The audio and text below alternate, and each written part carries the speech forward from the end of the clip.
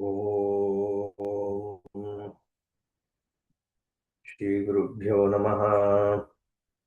हरिः ॐ। सदाशिवसमारम्भां शङ्कराचार्यमध्यमाम् अस्मदाचार्यपर्यन्तां वन्दे गुरुपरम्पराम्।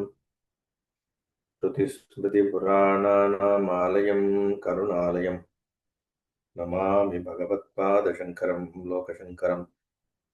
शङ्करं शङ्कराचार्यं केशवं बादरायणं सूत्रभाष्यकृतौ वन्दे भगवन्तौ पुनः पुनः। ईश्वरो गुरुरात्मेति मूर्तिभेदविभागिने व्योमवत् व्याप्तदेहाय दक्षिणामूर्तये नमः।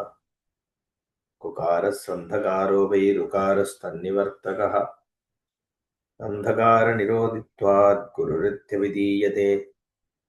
ॐ सहना भवतु सहनौ भुनक्तु सह वीर्यङ्करवावहै तेजस्विनावधीतमस्तु मा विद्विषावहैः। ॐ शान्तिः शान्तिः शान्तिः। ॐ आप्यायन्तु ममाङ्गानि वाक्प्राणश्चक्षुश्रोत्रमतो बलमिन्द्रियाणि च सर्वाणि। सर्वं ब्रह्मोपनिषदं माहं ब्रह्म निराकुर्यां मा ब्रह्म निराकरोत् निराकरणमस्तु निराकरणं मे अस्तु। तदात्मनि निरतेय उपनिषत्सु धर्मास्ते मयि सन्तु ते मयि सन्तु। ॐ शान्तिः शान्तिः शान्तिः।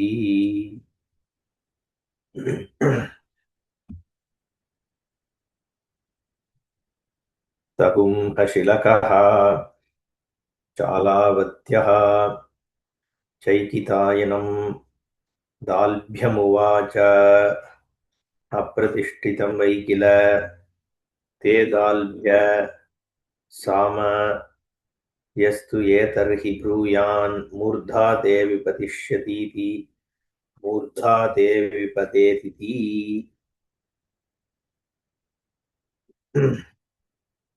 சிக்னல் கொஞ்சம் வீக்கா தெரியறது. நான் கொஞ்சம் வேற ரூம் போயிட்டேன்.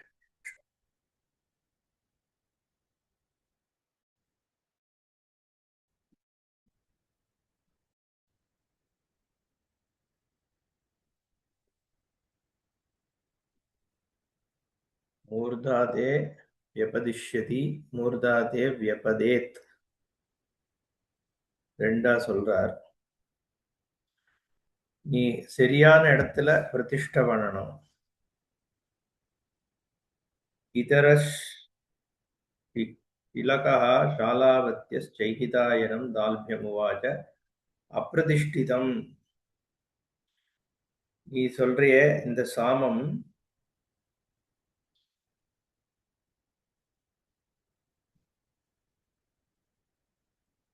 அது எங்க பிரதிஷ்டா இருக்குன்னு சொல்ற.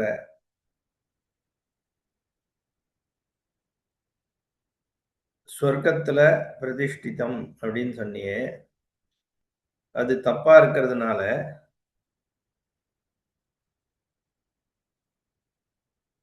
இதுல அசகிஷ்ணுவாக இருக்கிற யாராவது பொறுக்காதவர்கள் அர்த்தம்.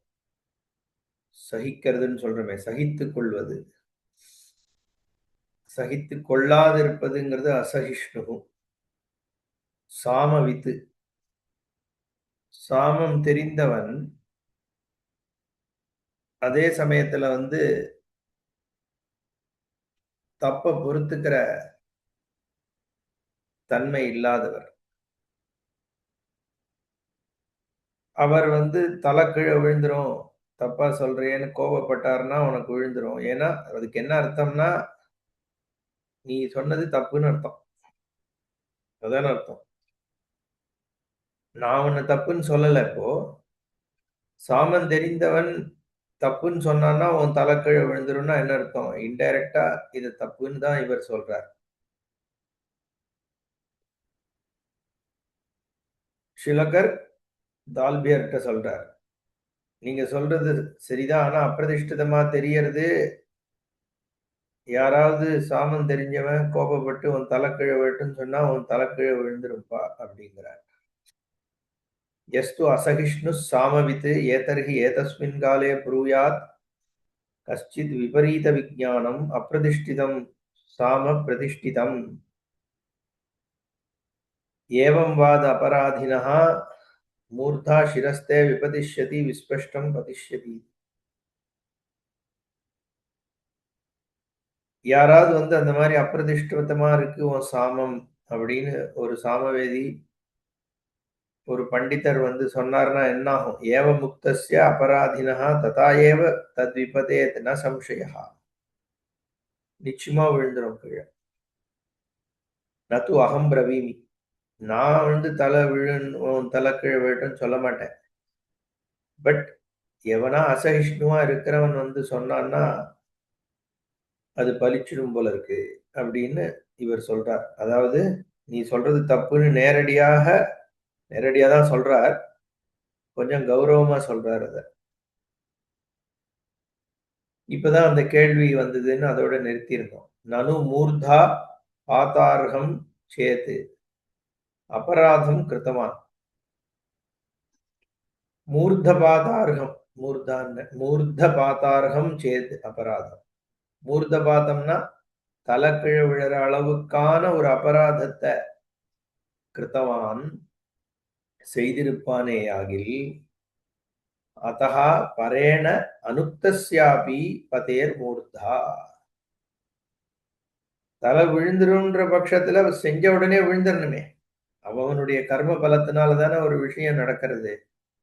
இன்னும் வந்து சொல்லணும்னு எதுக்கு அபேட்சை இருக்கணும்? நான் ஒரு பாபத்தை பண்றேன். அந்த பாபத்துக்கு எனக்கு வந்து கீழே விழுந்து காலில் அடிபட்டுக்கணும்னு ஒரு கர்ம பலன் வச்சுப்போம். இப்ப நானா தானே விழணும். இன்னொருத்தன் வந்து நீ கீழே விழு அப்படின்னு சொன்னப்புறம் விழுந்தேன் அப்படின்னு இருக்க முடியுமோ? அப்படிங்கிறதுனால இவர் கேள்வியா கேட்கிறார். மூர்தா பாதார்ஹம் சேத் அபராதம் கிருத்தவான். தலை கீழே விழுற அளவுக்கான அபராதத்தை பண்ணியிருந்தான்னா பரேண அனுக்தஸ்யாபி பதே. இன்னொருத்தன் வந்து சொல்லாமையே வேணுமே. நச்சேத் அபராதி உக்தஸ்யாபி நச்சேத். அப்படி அவன் பண்ணிருக்கல, அபராதத்தை பண்ணிருக்கலன்ற பட்சத்துல அபராதி உக்தஸ்யாபி நைவ பததி. நச்சேத் அபராதி அவன் அபராதம் பண்ணாதவனாக இருந்தான்னா எவனோ ஒருத்தன் சொன்னதுனால மட்டும் விழுந்துட போறதில்ல. இது எப்படி நீ இன்னொருத்தன் சொல்றதோட லிங்க் பண்ண முடியும்ன்றதா கேள்வி. அந்யதா அகிருத அபியாகம செய்யாததுக்கான கஷ்டம் வந்ததாகும். அகிருத அபியாகமம்னா வந்து சேர்றதுன்னு அர்த்தம். இவன் பாப்பமே எவனோ ஒருத்தன் சொன்னதுனால இவன் தலை கீழ விழுந்ததுன்னா இவனுக்கு சுவாபாவிகமா வர வேண்டாதது ஒருத்தன் சொன்னதுனால வந்ததுன்னு ஆகும்.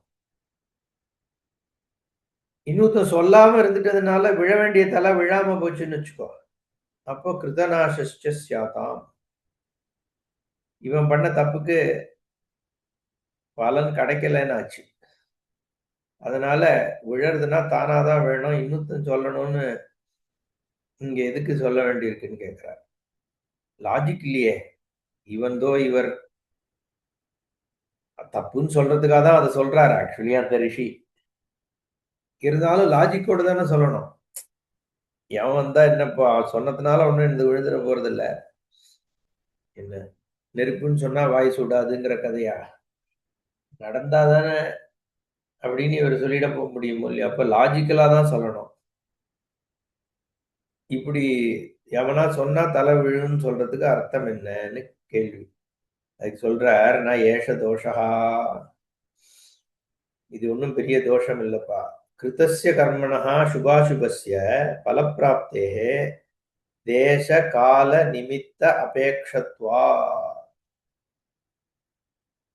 இது ரொம்ப இன்ட்ரெஸ்டிங்.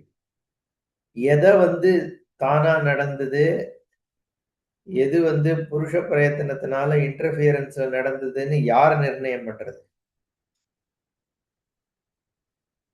இப்போ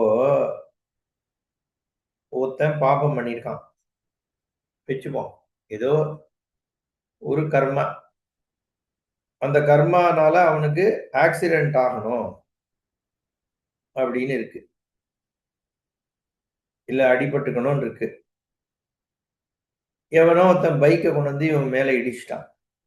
இடிச்சதுனால இவனுக்கு ஆக்சிடென்ட் ஆயிடுது. இப்போ இவனுடைய பாப பரிபக்குவத்தினால ஆக்சிடென்ட் ஆச்சா?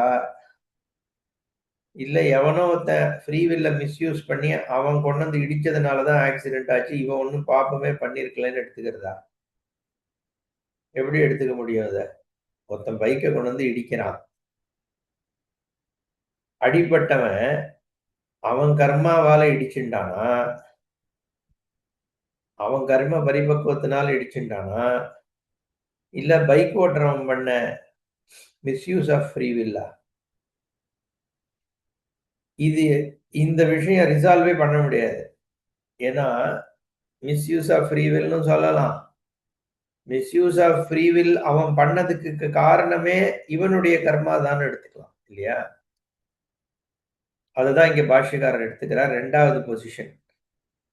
பலப்பிராப்திக்கு எந்த தேசத்துல அந்த பலன் உனக்கு கிடைக்கணும்? எந்த காலத்துல அந்த பலன் உனக்கு கிடைக்கணும்? எந்த நிமித்தத்தினால அந்த பலன் உனக்கு கிடைக்கணுங்கிறது ஆல் டுகெதர் தான் பலப்பிராப்திக்கு காரணம். பலம்னா நல்லது மட்டும் இல்ல, கெட்டது 2மே தான்.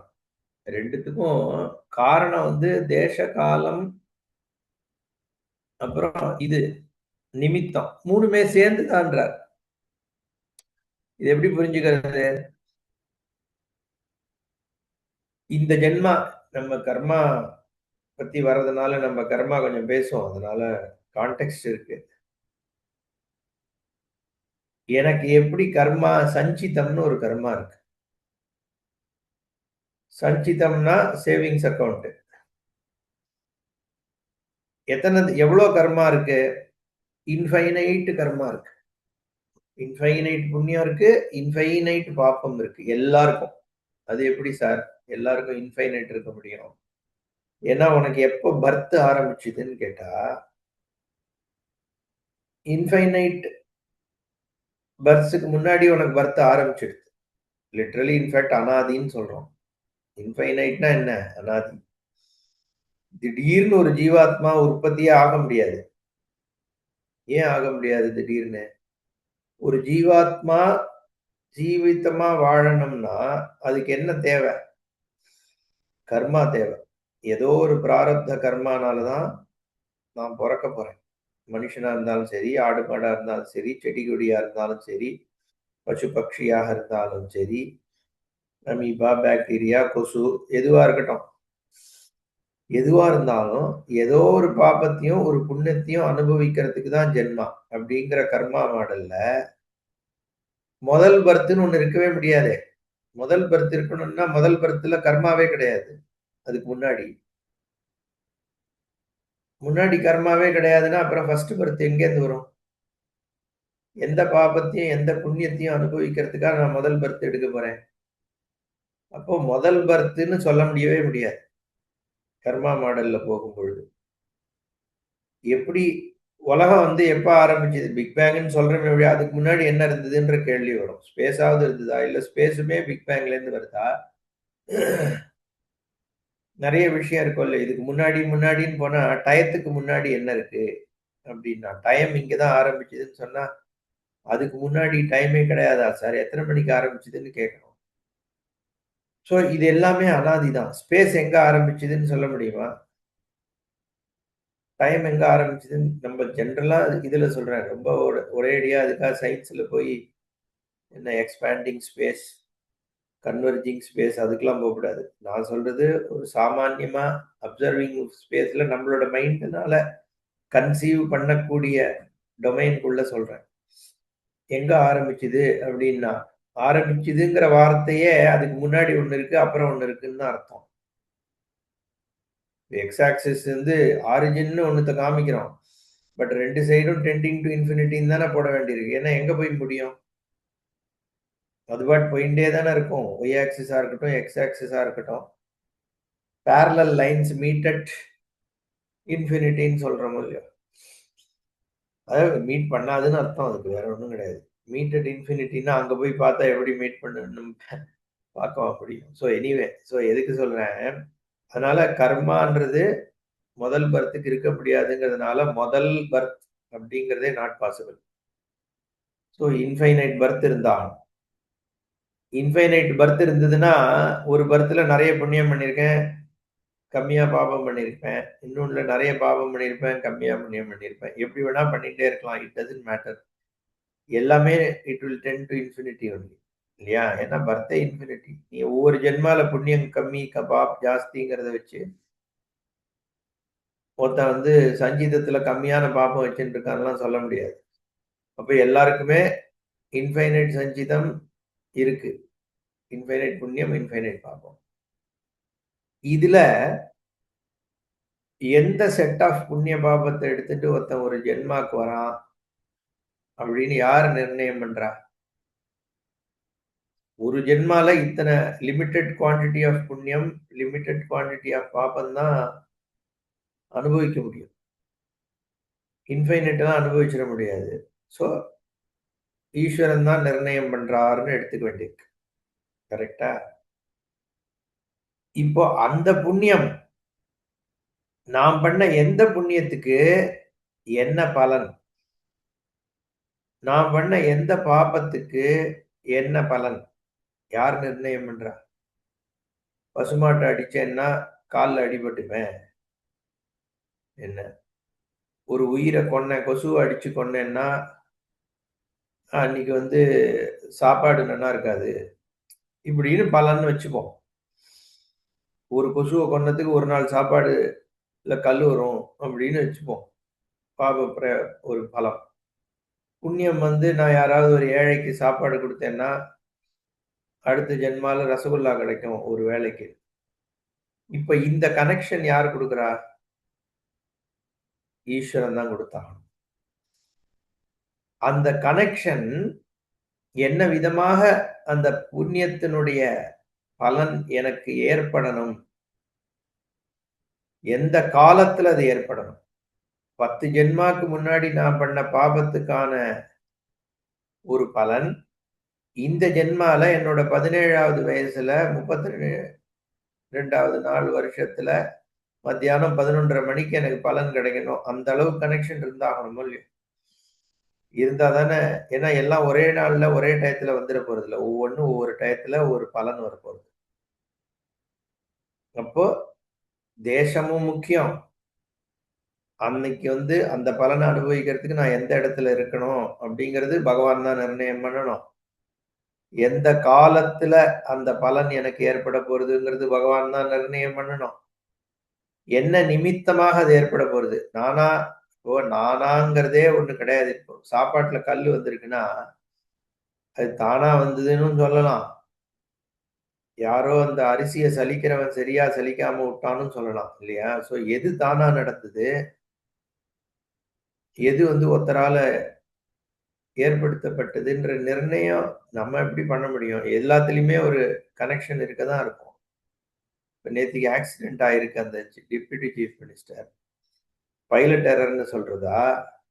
ஏர்கிராஃப்ட் பிரச்சனைன்னு சொல்றதா? ஏர்கிராஃப்ட் பிரச்சனைனால பைலட் எரர் பண்ணிட்டான்னு சொல்றதா? இல்ல விசிபிலிட்டி கம்மியா இருந்ததுனால இயற்கைன்னு சொல்றதா? விசிபிலிட்டி கம்மியா இருந்தாலும் இவன் மனூவர் பண்ணியிருக்க முடியும். அவன் பண்ணாம விட்டதுனாலன்னு சொல்றதா? இல்ல என்ன காரணம் சொல்ல முடியும்? எல்லாம் சேர்ந்து தான் ஒண்ணு நடக்குது. பிரிக்கவே முடியாது இத. அதனால தான் பாஷ்யக்காரர் தேச கால நிமித்த அபேக்ஷத்வாத் பலப்பிராப்தே. இந்த மாதிரி நீ பண்ற தப்புக்கு எவனோ ஒருத்தன் வந்து தலை கீழ விழுன்னு சொல்லி தான் இந்த பலன் உனக்கு ஏற்படணும்னு இருந்தா சொல்லி தான் பலன் ஏற்படும். அது எப்படி சொல்லி ஏற்படலாம்? நான் சொல்றதும் பார்ட் ஆஃப் பரிபக்குவம் தான். கர்மாவை நம்ம அப்படிதான் புரிஞ்சுக்கணும். ஏன்னா இது எல்லாருக்குமே வரக்கூடிய ஒரு டவுட். எது உன் பிராரப்த கர்மா, எது மிஸ்யூஸ் ஆஃப் ஃப்ரீ வில் அப்படின்னு நீ டிட்டர்மைன் பண்ண முடியுமா? இல்ல மிஸ்யூஸ் ஆஃப் ஃப்ரீ வில்லே இன்க்ளூடட் இன் கர்ம பரிபக்குவம் தான் எடுத்துப்பியா? அது பாஷ்யக்காரர் இந்த 2வது பட்சத்தை தான் எடுத்துக்கிறார். நீ வேணா அதை மிஸ்யூஸ் ஆஃப் ஃப்ரீ வில்னு பாக்குறிய ஒழிய அவன் ஃப்ரீ வில்ல மிஸ்யூஸ் பண்ணணுங்கிறதுமே ப்ரீ டிட்டர்மைன்டு தான். இந்த சில ஜோசியக்காரர்கள்லாம் வந்து அப்படிதான் ஸ்ட்ராங்கா இருப்பா. எல்லாமே ப்ரீ டிஸ்டைன்டு சார் அப்படின்ட்டுருவான். ஆமா. நீங்க நினைக்கிறீர்கள் இது வந்து இப்படி இதுவாச்சுன்னு. பட் ஆனா அது கூட ஜாதகத்துல இருக்கும்பா. அந்த மாரி சொல்றவா இருக்காளே. It's perspective. பாஷ்யக்காரர் அப்படிதான் எடுத்துக்கிறார். தத்ர ஏவம் சதி மூர்த்தபாத நிமித்தஸ்யாபி அஜ்ஞானஸ்ய பராபிவ்யாஹார நிமித்த அபேக்ஷத்வமிதி. தத்ர ஏவம் சதி அப்படி இருக்கிறது பொழுது மூர்த்தபாத நிமித்தஸ்யபி அஜ்ஞானஸ்ய தலை விழணும் அப்படிங்கிற காரணமாக இருக்கக்கூடிய அஜ்ஞானம் இருக்கே. நீ வந்து உனக்கு ஏன் தலை விழுது? நீ அஜ்ஞானமா சொன்னேங்கிறதுக்கே தலை விழும். இதெல்லாம் வந்து ரொம்ப முக்கியமான விஷயம். ஒரு விஷயத்த தப்பா சொல்லக்கூடாது. துஷ்பிரச்சாரம் பண்ணக்கூடாது.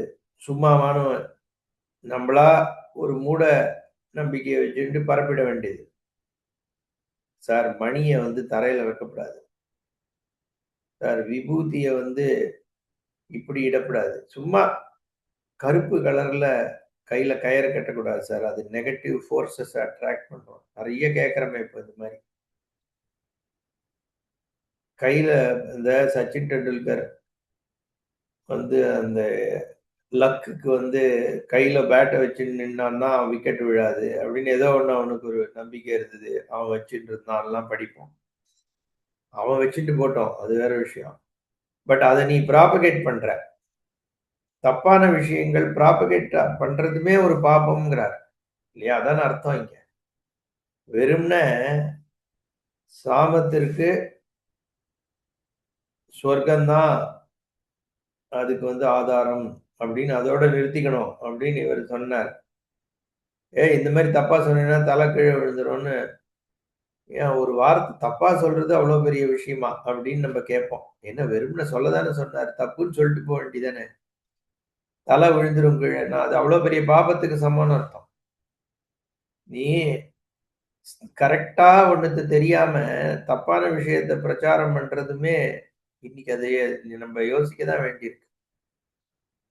ஒரு வேதாந்தம்ன்ற பேர்ல, சாஸ்திரம் சொல்றேங்கிற பேர்ல, தன்னோட ஈகோக்காக அடிச்சு விட்டுட்டு இருக்கிறது. ஒழுங்கா படிக்கிறது கிடையாது. வேற ஆப்ஜெக்டிவ் ஃபேமஸ் ஆகணும். இல்ல தனக்கு இருக்கிற எமோஷனல் கிளிங்கிங்காக ஒண்ணுத்த சொல்ல வேண்டியது. ட்விஸ்ட் பண்றது. டெலிபரேட்டா ட்விஸ்ட் பண்ணி சொல்றது. இதெல்லாம் பாபம் தானே. நீ உன்னுடைய பிரச்சனைய கொண்டு போய் 1000 பேர் தலையில, லட்சம் பேர் தலையில நீ சுமத்திட்டு போயிட்ட. இந்த மாரி பல ரெப்யூட்டட் ஆச்சாரியாஸே பண்ணிட்டாளே! அவர்களுக்கு இருக்கக்கூடிய எமோஷனல் இஷ்யூஸ்னால ஜெனரேஷன்ஸ் ஆஃப்டர் ஜெனரேஷன்ஸ் இப்போ அந்த பர்ட்டிகுலர் விஷயத்த வந்து எடுத்துன்னு ஓடிட்டு இருக்கான். ஏன்னா நம்மளுடைய தரிசனங்கள்லாம் பார்த்தோம்னா, ஆச்சாரியாளுடைய காலத்துல யார் யாரோட இவர் டிபேட் பண்றார்? சாங்கியன், மீமாம்சகன், நையாயிகன், வைசேஷிகன், பௌத்தன், சாருவாகன். இவன் யாராவது இந்த சாமி தான் பெட்டர், அந்த சாமி தான் பெட்டர். கையில சூலம் வச்சுட்டு இருக்கிறவரை தான் நான் பண்ணணும். சக்கரம் வச்சுட்டு இருக்கிறவர் தான் வழிபடணும். இந்த மாரி யாராவது சண்டை போட்டுட்டு பார்க்குறோமோ? ஒரு இடத்துல கூட இந்த மாரி டிபேட்டே கிடையாது. இத்தன பேரோட வாதம் நடக்கிறது. சம்வாதம் நடக்கிறது. எல்லாமே சத்திய வஸ்து எது? சத்திய வஸ்துனா, எ அந்த ஒரு சொர்க்கத்துல உட்கார்ந்திருக்கவர் சத்திய வஸ்துவா, இந்த சொர்க்கத்துல அப்படி சொல்லல. நீ பார்க்கின்ற இந்த உலகத்துல, உனக்கு கண்ணுக்கு புலப்படுகின்ற இந்த உலகத்துல, எது சத்தியம்? எது எல்லாத்துக்கும் ஆதாரம்? நீ எப்படி இதிலிருந்து விடுபட முடியும்? இதுதான் வந்து விசாரமா இருக்கே ஒழிய, ரிலிஜியஸ் ஃபைட்ஸ், எமோஷனல் ஃபைட்ஸ் இங்க இல்ல. அட்லீஸ்ட் நம்ம பார்க்கறது இல்ல பாஷ்யங்கள்ல. ஆச்சாரியாளுக்கு வரைக்கும் நான் சொல்றது. பின்னாடி வர்றவாள்லாம் இப்ப காட் பேஸ்டு, தியாலஜி பேஸ்டா மாத்திட்டாளே! அதுக்கு காரணம் என்ன? அவாவாளுடைய எமோஷனல் அட்டாச்மென்ட் ஒரு தியோ தானே! ஏதோ ஒரு ரூபத்துல அவளுக்கு இருக்கிற அட்டாச்மென்ட். பட் அத பேஸ் பண்ணி நீ பிலாசபி எழுதி, நீ இருக்கிறதெல்லாம் டிஸ்பியூட் பண்ணி, இதெல்லாம் நீ பார்க்கவே கூடாது, காதுல கேட்கவே கூடாது அப்படின்லாம் ரெஸ்ட்ரிக்ட் பண்ணி பீப்பிள ஒரு பிக் ஒரு வால்யூம் ஆஃப் பீப்பிள வந்து "அந்தேனைவ நீயமானா யதா அந்தாகான்னு" திருப்பி விட்டுட்டு போயிட்டார். அவன் ஆயிரக்கணக்கான வருஷமா அடிச்சுன்னு நிக்கிறாங்க. இல்லையா? சைவம் பெருசா, வைணவம் பெருசா, சாக்தம் பெருசான்னு இந்த சண்டை தேவை. என்ன யூஸ்? ஒண்ணும் கிடையாது. அவன் இதனால பெரிய ஞானத்த அடைஞ்சிட போறானா? கிடையாது. இதுல ஆப்ரஹாமிக் ரிலிஜன் ஏன் எதுக்காக இத நம்ம சொல்றோம்னா, நம்ம ரொம்ப ரெஸ்பான்சிபிளா சொல்லணும். எதுவா இருந்தாலும். ஒரு கிளாஸ் எடுக்கிறோம்னா கூட, அதனால தான் இண்டிவிஜுவல் வியூஸ வந்து சாஸ்திரத்தினுடைய விஷயம் என்ன சொல்லுதுங்கிறதுக்கு சப்சர்வியன்ட்டா தான் நம்ம சொல்லணும். சாஸ்திரம் என்ன சொல்லுதுன்றத பிரதானமா வச்சுட்டு சொல்றது தான் நம்மளோட எஃபர்ட்டா இருக்கணுமே ஒழிய, நம்பளுடைய ஆசாபாசத்துக்கு ஏத்தா மாதிரி நம்ம இத சொல்லக்கூடாது.